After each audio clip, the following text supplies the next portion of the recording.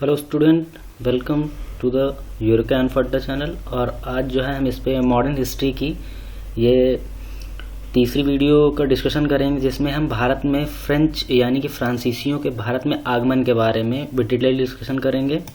अब फ्रेंच लोगों से पहले जो है मैंने दो वीडियो बनाई जिसमें पुर्तगालियों और डच के भारत में आगमन के बारे में मैंने काफ़ी अच्छे तरीके से डिस्कशन किया, जिसको मैं डिस्क्रिप्शन लिंक में जो है मैं उसका लिंक दूंगा। अगर आप इंटरेस्टेड हो तो आप उसको देख सकते हैं।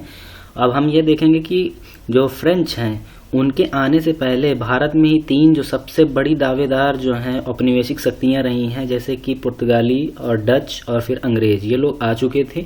और अब जो है सबसे आखिरी में फ्रेंच आई है। ये बहुत ही इंपॉर्टेंट क्वेश्चन भी है कि सबसे आखिरी में कौन सी यूरोपियन शक्ति जो है भारत में आई है, तो वो याद रखिएगा, वो है फ्रांसीसी। तो हेनरी चतुर्थ के शांतिपूर्ण राज्यकाल में जो है फ्रेंच ईस्ट इंडिया कंपनी बनाने की पहली चेष्टा की गई थी, लेकिन वो उसमें बहुत ज्यादा सफल नहीं हो पाए थे।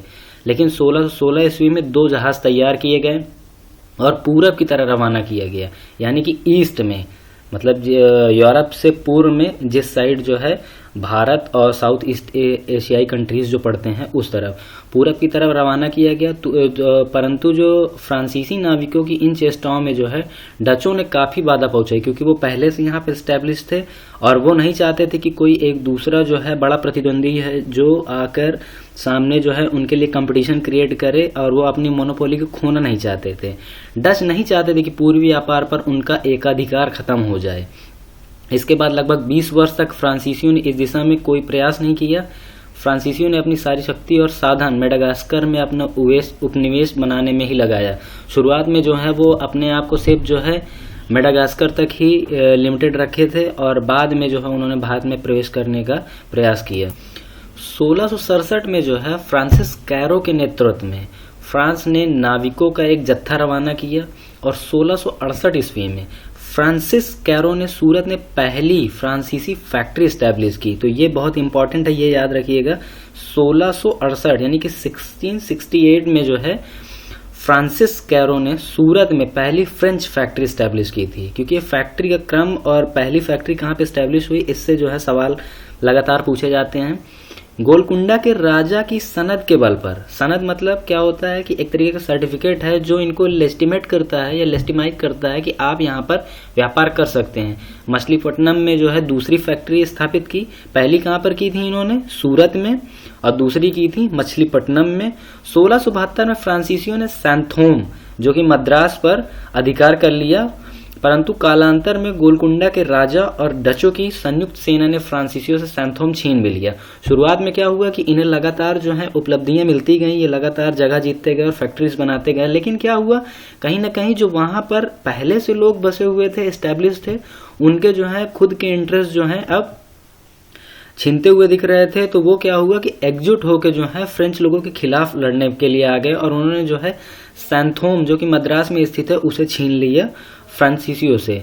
इसी बीच एक फ्रांसीसी एडमिरल ने कर्नाटक के गवर्नर जो शेरखां लोधी से मद्रास से 95 मील दक्षिण फैक्ट्री के लिए एक स्थान प्राप्त कर लिया था। यह भी एक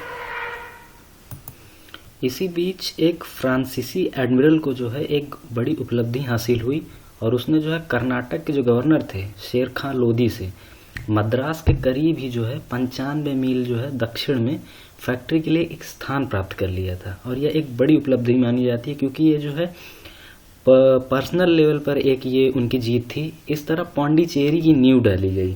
पौंडीचेरी क्या है? पौंडीचेरी जो है उस टाइम जो है एक तरीके का गिफ्ट था गवर्नर शेरखां लोधी के माध्यम से जो है एडमिरल को जो दिया गया था। और जो है फिर 1674 में जो है पौंडीचेरी की नींव डाली गई, और फ्रांसिस मार्टिन ने अपने उत्कृष्ट साहस से इसे फ्रांसीसियों का एक मुख्य शासन केंद्र भी बना दिया। फ्रांसिस मार्टिन ने पांडिचेरी को जो है एक समुद्र बंदरगाह शहर में बदल दिया, और ये बहुत ही जो है स्ट्रेटेजिक लोकेशन बन गई फ्रांसीसियों को भारत में जो है बाकी चीज़ों से डील करने के लिए।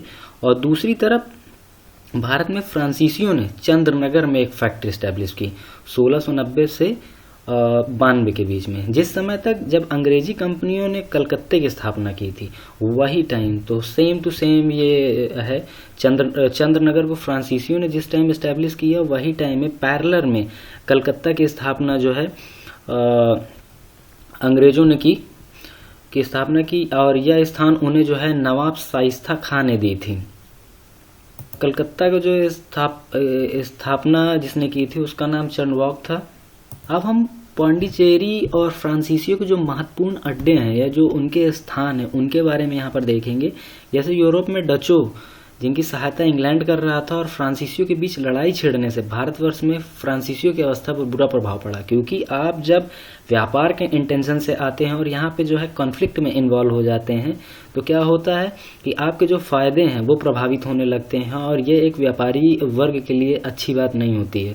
1693 में डचों ने जो है पांडिचेरी पर अधिकार कर लिया या 6 वर्षों तक उनके अधिकार में रहा और उन्होंने कई प्रकार से उसकी किलेबंदी भी की, परंतु 1697 में रिजविक की एक संधि हुई जिसके अनुसार किलेबंदियों के साथ जो है फ्रांसीसियों को लौटा दिया गया। तो किस संधि में जो है पांडिचेरी जो है फ्रेंच को वापस लौटा दिया गया है, वो रिजविक की संधि है और यह हुई थी 1697 में।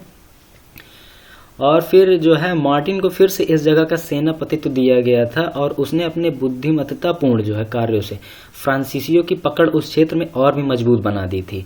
मार्टिन जिनके बारे में मैंने अभी थोड़ी देर पहले बताया कि उन्होंने जो है पांडिचेरी का नवीनीकरण और स्ट्रेटजिक लोकेशन बनाने में महत्वपूर्ण योगदान दिया था। 1706 में उसकी मृत्यु के समय पांडिचेरी में 40,000 निवासी थे, जबकि कलकत्ता में उस समय से 20,000 निवासी थे।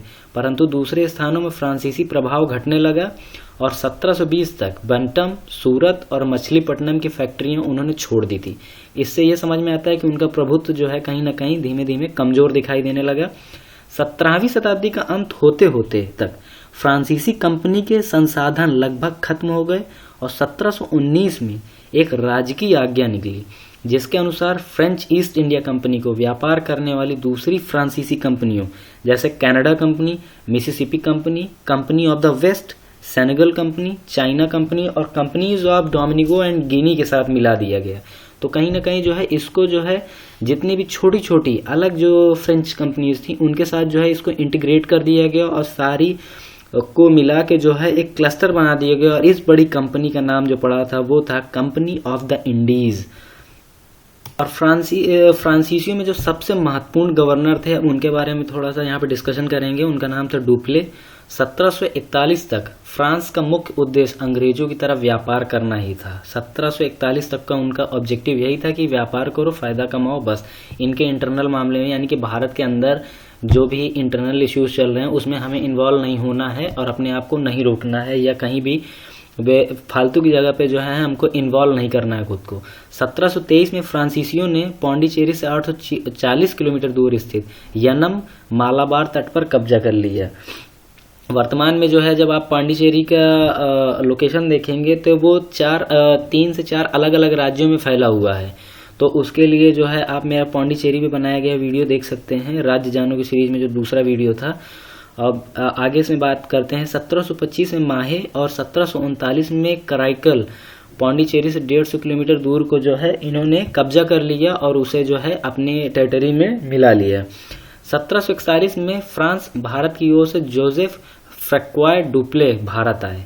डुप्ले के मन में भारत में फ्रांस का एक साम्राज्य स्थापित करने की इच्छा थी, क्योंकि वो बहुत ही विजनरी आदमी था। उसे पता था कि अगर कुछ सही लोगों को और सही स्ट्रेटजी के साथ और अच्छी आर्मी के साथ अगर कोशिश की जाए तो भारत में साम्राज्य स्थापित करने में कोई बड़ी बात नहीं है, क्योंकि ये बहुत बड़ा एरिया है और यहाँ पे थोड़ी थोड़ी दूर में ही लोगों के थोड़े थोड़े इंटरेस्ट बदल जाते हैं। और इसमें उसे काफी हद तक सफलता भी मिली। उसने हैदराबाद और कन्याकुमारी के बीच के क्षेत्र को जीत भी लिया। परंतु 1744 में रॉबर्ट क्लाइव के आने से डुप्ले की जो महत्वाकांक्षा थी वो धरी की धरी रह गई, क्योंकि रॉबर्ट क्लाइव जो था वो बहुत ही ज्यादा डिप्लोमेटिक और स्ट्रेटजिक व्यक्ति था और उसके सामने जो डुप्ले का जो कद था कहीं ना कहीं छोटा पड़ जा रहा था। और फिर एक युद्ध फ्रांसीसियों की अंग्रेजों के हाथों हार हुई, जिसके बाद 1754 में डुप्ले को फ्रांस वापस बुला लिया गया और यहीं पर से जो है फ्रांस का जो भारत में साम्राज्यवाद या औपनिवेशिक जो प्रभुत्व था यहाँ से ही कमजोर होने लगा। डुप्ले के जाने के बाद फ्रांसीसी अपना प्रभाव फैलाने में लगे रहे, लेकिन वो काफी कामयाब नहीं हो पाए। उन्होंने बंगाल के नवाब जो सिराजुद्दौला के दरबार में अपना सिक्का जमाया और उसे कलकत्ता के फोर्ट विलियम किले को अंग्रेजों से छीनने के लिए उकसाया भी था। इसका परिणाम अंत में जो है प्लासी के युद्ध 1757 के रूप में हुआ और यह जो है एक जो है कील साबित हुई एक बड़े टाइम ऑफ स्पैन में, जिसमें ये तय हो गया कि अब भारत का जो एक छत्र प्रभुत्व है वो सिर्फ और सिर्फ अंग्रेजों के हाथ में रहेगा और फ्रांसीसी और बाकी जितनी भी औपनिवेशिक शक्तियाँ थी वो अपने छोटे से ही दायरे में सिमट के रह गई।